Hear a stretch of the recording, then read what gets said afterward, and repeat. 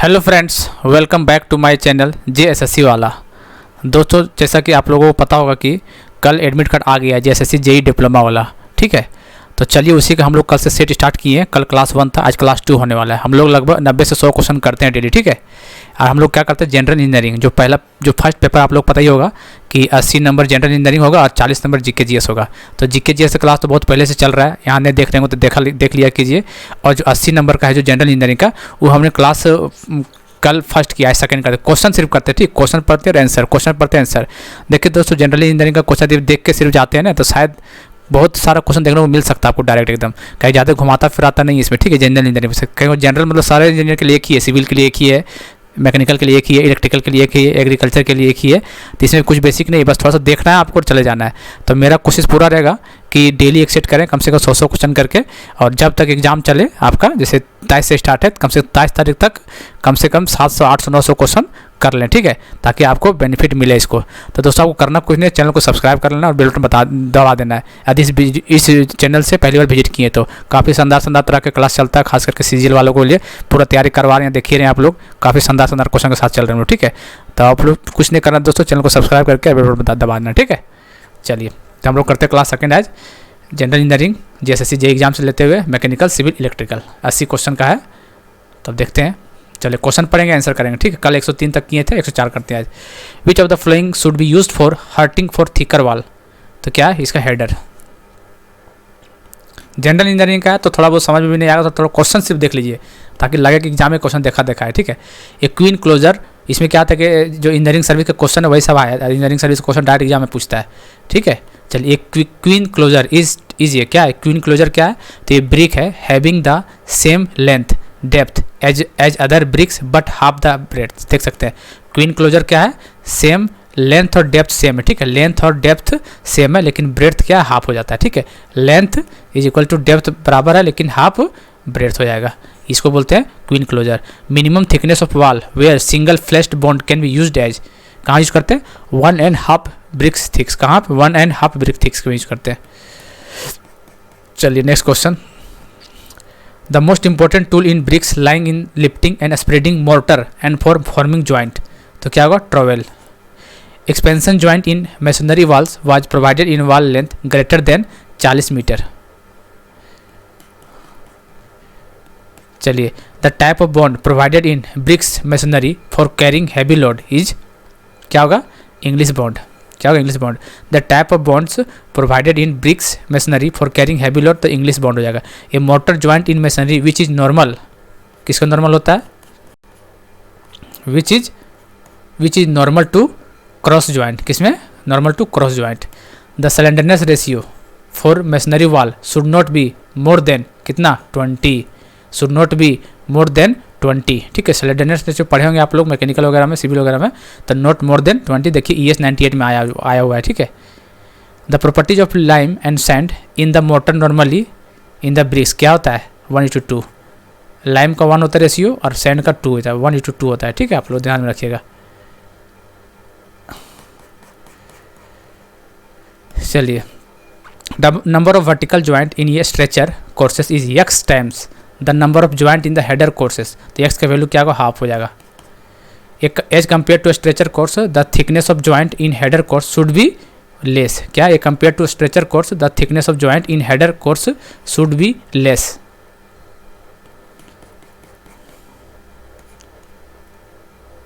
चलिए, as compare to English bond double Flemish bond is क्या होता है? स्ट्रॉन्गर, मोर कम्पैक्ट, कॉस्टली, तो नन ऑफ दिस, इसका आंसर नन ऑफ दिस हो जाएगा।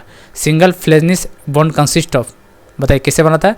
तो double Flemish bond facing and English bond banking in each course. ठीक है, डबल फ्लेमिश और इंग्लिश बॉन्ड दोनों अटैच होता है उसमें। चलिए, the differential settlement in case of foundation on Sandy soil should not exceed 25 centimetre. In case of foundation of black cotton soil, the most suitable method to increase the bearing capacity of soil is to, क्या होगा? Replace the poor soil. चलिए, the type of footing which is used to transmit heavy load through a steel column is called grillage foundation. क्या बोलते हैं इसको? Grillage foundation बोलते हैं उसको। The maximum load settlement for isolated foundation on clay soil should be limited to 65 mm, 65 mm। The type of pile which is driven at inclination to resist inclined force is known as better pile। ठीक है, the type of pile which is driven at an inclination to resist inclined forces is known as better pile। the minimum depth of foundation in clay soil कितना होता है? 0.9 metre. कितना? 0.9 metre. the maximum total settlement for raft foundation on clay soil should be limited to कितना होता है? 6500। the maximum total settlement for raft foundation on clay soil should be limited to 65 to 100 mm।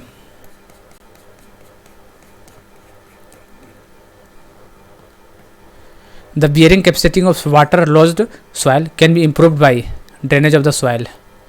the type of flooring suitable for use in the churches, theatres, public libraries and other places where noiseless floor covering is desired is, तो क्या होगा इसका?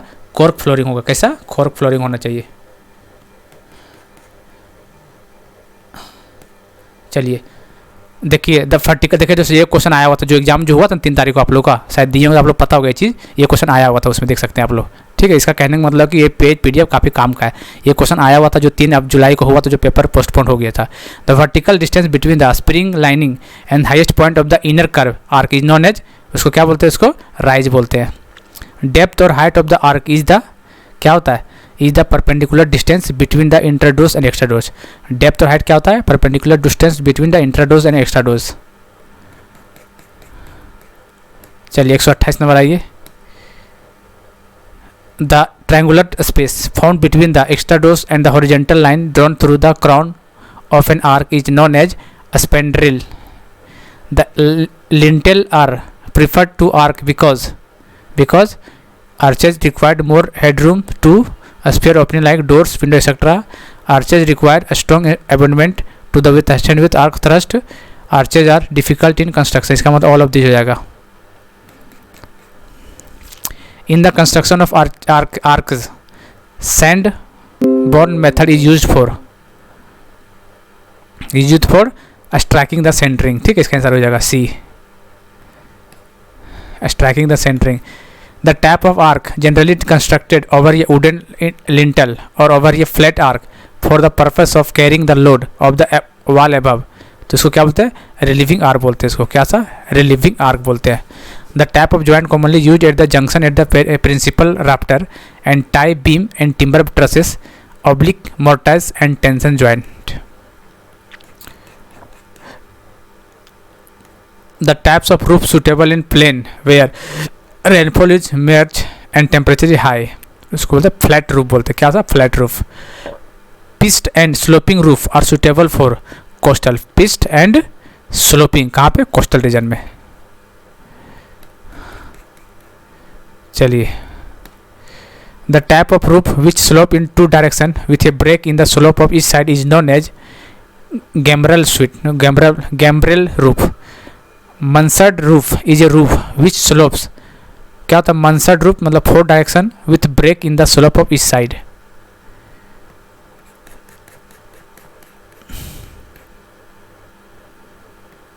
The horizontal timber piece provided at the apex of a roof truss which support the common rafter is called ridged board। क्या बोलते हैं इसको? ridged board बोलते हैं इसको।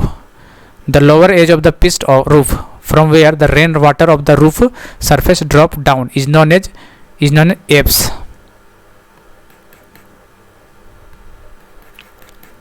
ऑप्शन चारों पर देख लीजिए दोस्तों, क्या कि ऑप्शन चारों बोलेंगे तो बहुत टाइम लगेगा। Higher pitch of the roof का मतलब क्या हुआ? रिजल्ट इन स्ट्रॉन्गर रूफ, ये हो गया, बात सही है। और ये हो जाएगा require more covering rain material.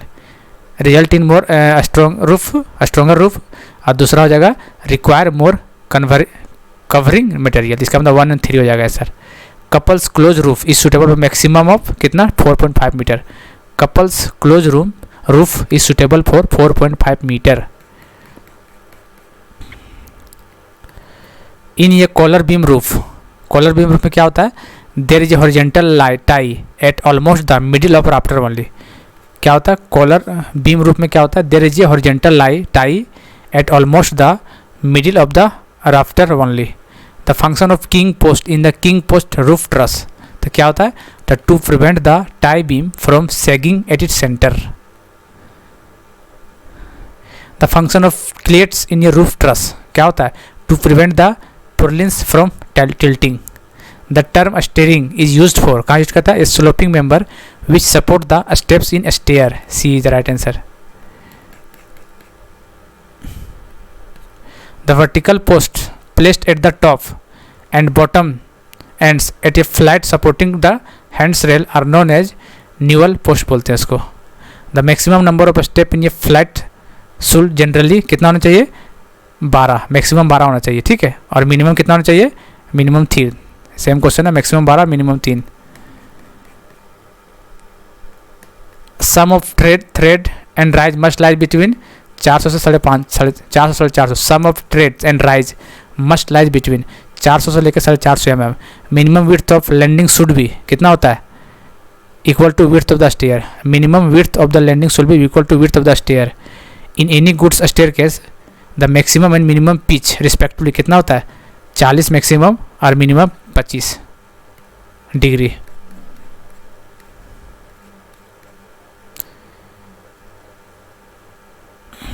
चलिए ये न्यूमेरिकल है, ये सब न्यूमेरिकल पता नहीं आएगा ये सब.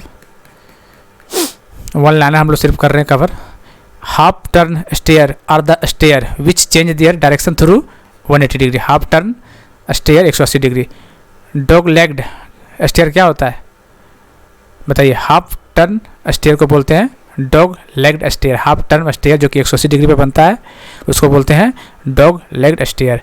नोजिंग is the outer projecting edge is the tread. The lower most horizontal piece of shutter is known as क्या बोलते हैं इसको? Bottom rail. From the point of view of maximum daylight the window in your room should be located on northern side. समझ रहे कहने का मतलब question? Window northern side में होना चाहिए ताकि मैक्सिमम लाइट आपको डे में मिलता रहे आपको. 10 DS था. DS का फुल फॉर्म पूछा था. DS का क्या होगा? Double shutter. चलिए क्या होगा? देखिए DS का फुल फॉर्म तो शटर DS का फुल फॉर्म आपको बताना है, ठीक है. सिंगल शटर डोर क्या है? Single shutter door. DS का मतलब शटर डोर, मतलब उल्टा है शटर डोर लेकिन सिंगल का होना चाहिए. The designation of frame of doing window and ventilator shows there क्या? सोच देयर देख लेते. बी ऑप्शन है 1, 3rd and 2nd.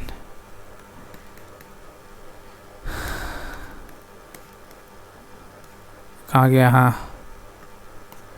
The minimum number of hold fast recommended on each side of A floor frame and window frame कितना होता है? 3 and 2. ये थोड़ा क्वेश्चन समय अजीब लगता होगा लेकिन क्या कि जनरल इंजीनियरिंग का पार्ट है तो आप लोग नहीं किए तो थोड़ा सा देख के जाना ही पड़ेगा आपको. The horizontal projection at head and sill a door frame which are embedded into the side wall for fixing the frame are known as horns. The tabs of window provided on the sloping side of a pitch roof is called dormer window.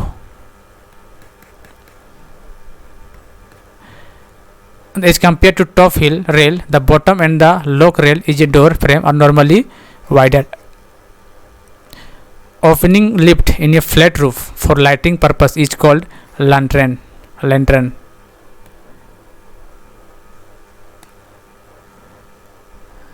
चलिए क्या हो रहा है यार. चलिए दोस्तों, the suitable door for entrance in an air condition building कैसा था? Revolving door. कैसा? रिवॉल्विंग डोर होना चाहिए.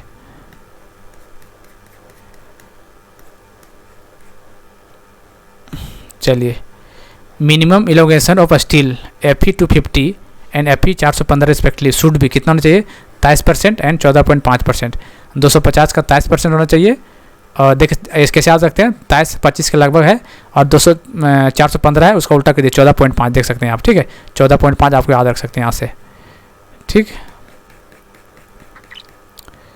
चलिए देखिए सेलेक्ट द इनकरेक्ट. इनमें से इनकरेक्ट कौन है? देखो सारा पढ़ लीजिए आप लोग. इनकरेक्ट कौन है? Glass is unaffected by hydrofluoric acid. इसका गलत है ये, ठीक है.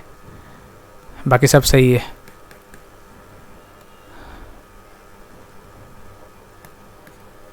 extender are added to the pent's body to increase the volume. extender are added to the pent body to increase the volume. ठीक है भाई, सब देख सकते हैं सब.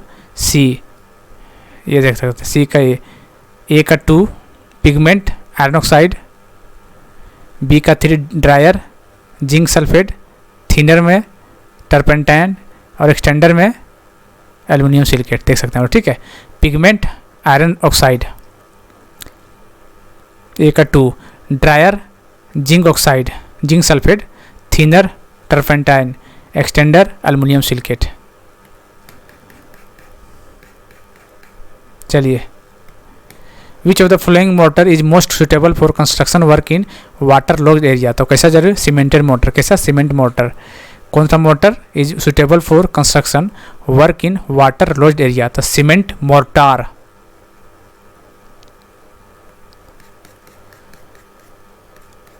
चलिए सब मैच द कॉलम है, बाकी मैच द कॉलम पता नहीं आता है सब चीज़. Which of the following test is use to determine the rate of wear of stones. तो कौन सा होगा. Attrition test. एट्रिशन टेस्ट ठीक है. कौन सा test. Attrition test. Determine the rate of wear of stone.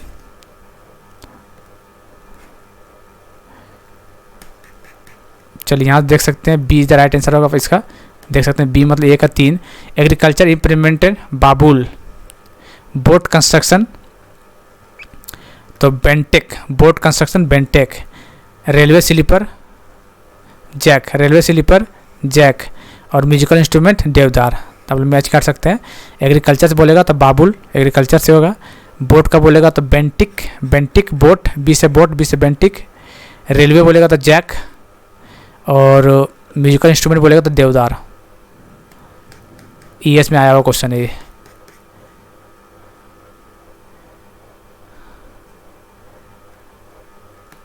चलिए ये सब तो नहीं आएगा. हाँ ये बताइए इफ्लोरेसेंस क्या होता है बताइए. तो क्या होता है. Formation of white patches on the brick surface due to insoluble salt in the brick clay is called efflorescence बोलते हैं इसको.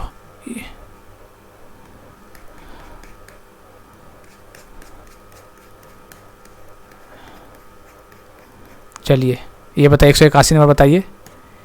For a given environment the most significant factor that influence the total shrinkage of concrete क्या होता है. Total amount of water added at the time of mixing. इतना लंबा लंबा question नहीं आएगा. The aggregate crushing value of course aggregate which is used for making concrete which in turn is used for purpose other than wearing surface should not exceed 45%. Vanadium steel is normally use in the manufacture of axle and spring. क्या होता है. Axle और spring बनाने में vanadium का steel use किया जाता है. ठीक है, एक्सल और स्प्रिंग. ठीक दोस्तों. चलिए दोस्तों तो हो गया लगभग. ठीक है. और दोस्तों यदि वीडियो पसंद आया तो चैनल को जो सब्सक्राइब करके अपना और बेल बटन जरूर दबाइएगा. ठीक है, क्योंकि जैसे वीडियो डालें नोटिफिकेशन आप तक पहुंच सके और जितना भी क्वेश्चन डालते हैं सबका आनंद उठा सके आप लोग. ठीक है. चलिए दोस्तों मिलते हैं अगले वीडियो में. तब तक के लिए जय हिंद जय भारत.